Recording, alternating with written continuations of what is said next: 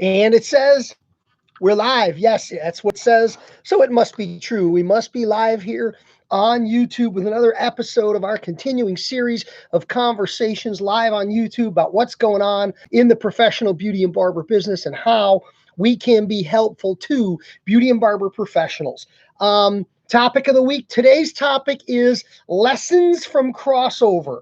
And interesting one, I think, because what we're talking about are what I believe are the three key takeaway lessons. What can cosmetology folks really benefit by learning from the barber guys? And what can the barber guys really benefit by learning from the cos folks? Where is there unique takeaways, if you will? Where is there elements of the specialized culture, history, tradition, and knowledge that makes up these two very different disciplines? And one of the issues is I've always felt that our industry has kind of maintained a bit of an adversarial relationships.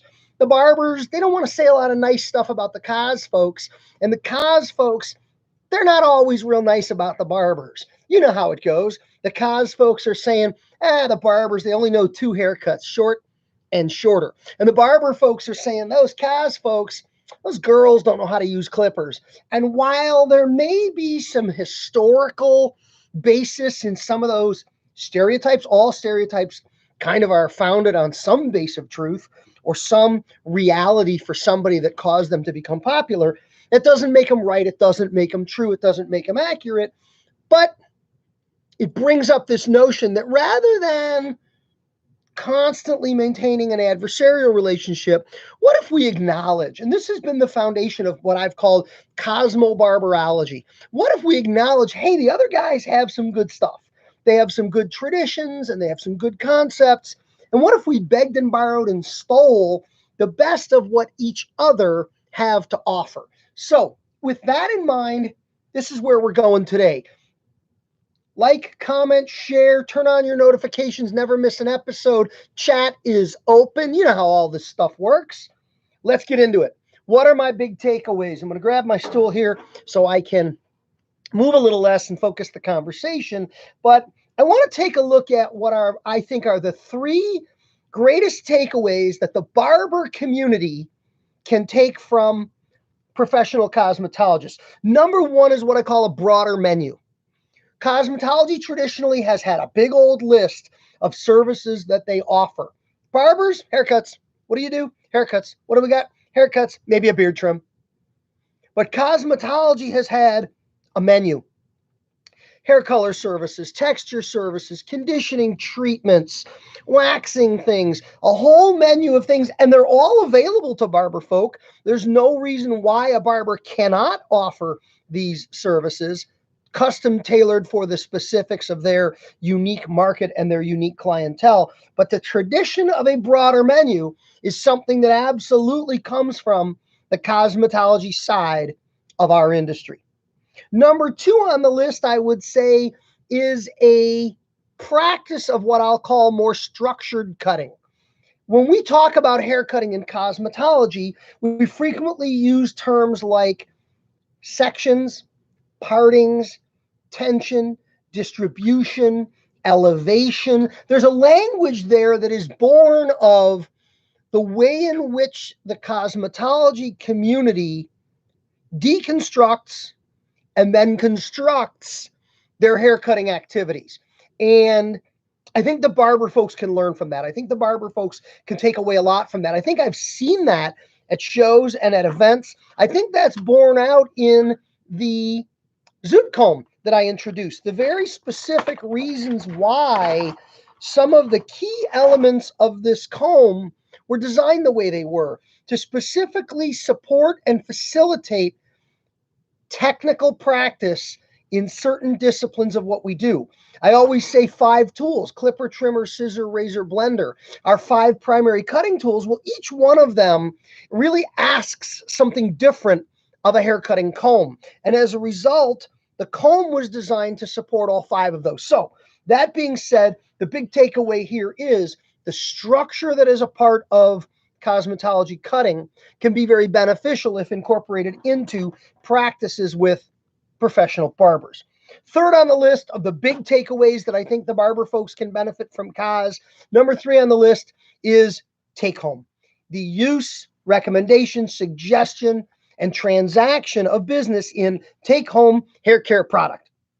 True story, last week in a shop, Nashville, Tennessee, 21 barbers in this shop. They were hosting me for an event after a show the next day for a class. 21 barbers, and not a single piece of professional take-home hair care product available for purchase in the shop. Not a rack up front, not a pile of bottles on a station top, nothing. That means there's 21 barber professionals in that shop, busy every day, totally missing the boat, totally passing on the incredible financial opportunity that is the use, recommendation, and suggestion of professional take-home hair care product. Not happening. And boy, what a huge opportunity, what a huge lesson that the barber side of the business can take from our friends in cosmetology. So that's one side, the 3 big takeaways from Cos to Barber. And then we look at what are the 3 big takeaways the other direction from Barber to Cos. What are the barber folks traditionally doing that the Cos folks can truly benefit from? And here are my 3 takeaways. Number 1 is the understanding of and the leveraging of guy culture. What it is to be a guy, what it means to be a guy, the way guys hang out, the places guys go, and the things guys do. And this is not about having a shelf of hair care product in brown models. This is not about having a poster of a guy haircut on the wall. It's bigger than having a couple of guy appropriate magazines in the rack up front. It's a much broader understanding. It's everything from how does the place look to how does the place feel to what do the conversations flow like. Sure, the posters, the magazines, product available. It's more than just hanging things on the wall. And I think it goes beyond also what we'll pigeonhole as the traditional guy stuff, which might be sports memorabilia or cars, some of those kind of things. I think it's deeper. I think it leans into sort of stuff that I'll put in what I'll call the art of manliness category. If you look up that book and that website online, from a few years back, it got a lot of mojo, but it was what is being a guy really about? Everything from classic notions of chivalry to modern notions of being a dad. I think there's a lot there. And I think barbershops, traditional barbershops, the best of them have tapped into that in powerful ways. So I think there's a lot of value there. Number 2 on the Barber to Cos crossover side is having your short game on point. And what I mean by that is the very shortest, tightest, cleanest, closest of our haircut looks. The fading, the tapering, the blending, the lining, the edging, the use of guards and blades directly on the scalp, the use of very, very thin and fine detailing combs and trimmer work, and the use of razors, razor fades, bald fading, skin fading, maybe even the use of what has become very popular in the form of foil shavers, sometimes called block shavers, for really pulling the edges and the perimeters in tight on haircuts. Barbers traditionally have owned this category, and the Cos folks traditionally have somewhat freaked out when the haircuts get that short. So I think there's a huge opportunity on a technical standpoint, where on the Cos side, I said it was structured cutting. On the barber side, I say it is short game for sure. And lastly, I put on here face facts, facts about facial hair.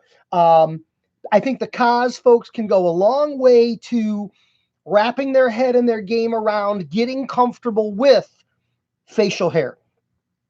Not being afraid when a guy asks about a beard trim, offering that beard trim proactively, shaping, lining, edging, grooming, detailing, smoothing, straightening, offering beard balms, beard oils, conditioning, beard treatments, and things like that, beard enhancements, whether it's the sprays or some other products and things like that. I think the Cos folks, just like the barber folks can benefit from a broader menu, the Cos folks really need to lean in, if you will, in the facial hair and facial hair grooming portion of this whole conversation. So I think the bottom line is traditionally we have much we can learn and benefit from one another if we are willing to embrace the notion that the other side of our industry has an incredible amount of positive value to bring to each other. So I look forward to conversation on this, comments as we go.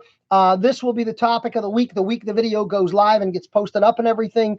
And I look forward to engagement there. Use the link in the description to the Patreon page. Patreon.com/Ivan Zoot is where my barbering, grooming, haircutting community gathers all week, every week, from a chat page to a weekly meeting to the sharing of things like this video. I'm out here to help you build and grow your business. That's who I am, what I do.